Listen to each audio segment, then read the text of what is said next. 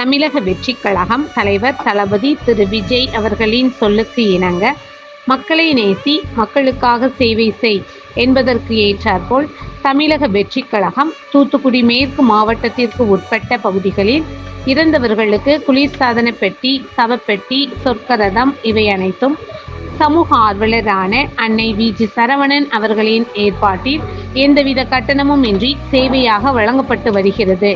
இந்நிலையில் அரசன் குளம் பகுதியைச் சேர்ந்த சுப்பையா அவர்களின் மகன் முத்து அவர்கள் 23/3/2026 அன்று வயது முதிர்வு காரணமாக காலமானார்.